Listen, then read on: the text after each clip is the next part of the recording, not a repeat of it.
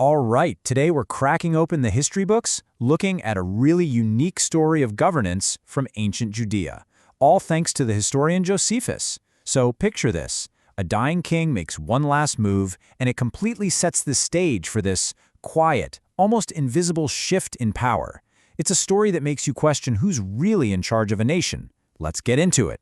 So these are the final words of King Alexander. And let me tell you, this guy was known for his brutal, iron-fisted rule.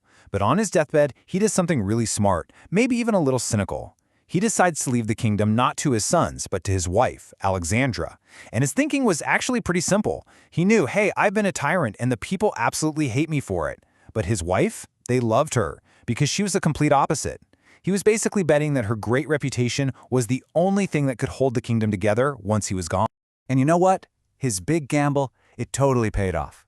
Queen Alexandra didn't have to fight for her kingdom at all. She'd already won the people over just by being who she was. Josephus tells us that everyone revered her. They saw her as deeply pious, someone who really respected their traditions. And that goodwill, that popular support, that became the foundation of her entire rule. It gave her a kind of solid control that her husband, for all his power and armies, could never ever achieve. So how exactly did she pull this off? Well, she was incredibly smart about it. This wasn't just ruling by accident. She had a plan.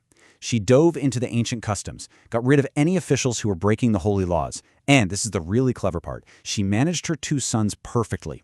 Her older son, Hyrcanus, he wasn't really the ambitious type, so she gave him the high-profile but less politically threatening job of high priest.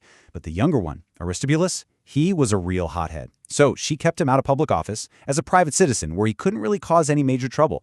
I mean, it was just a masterclass in political maneuvering. But here's the interesting twist. That very piety that made her so popular and secured her throne, it also, kind of accidentally, opened the door for a whole other group to gain power. See, while Queen Alexandra was busy running the big picture stuff, this influential group called the Pharisees, well, they spotted an opportunity. So who exactly were the Pharisees?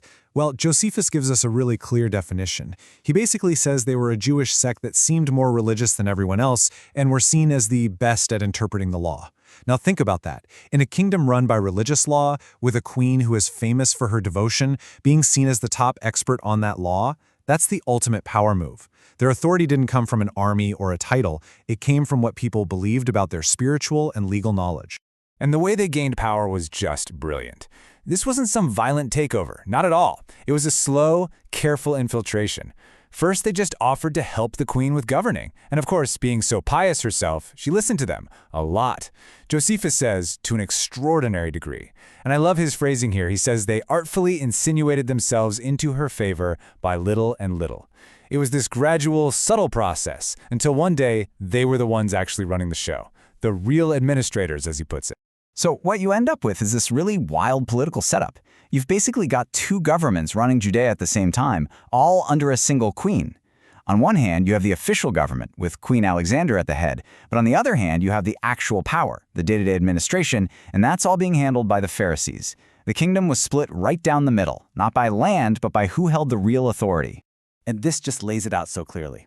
On Alexandra's side of the ledger, you see she's handling all the big, heavy, expensive stuff. We're talking foreign policy, doubling the size of the army, making the nation a real international power. She shouldered all the costs, all the headaches.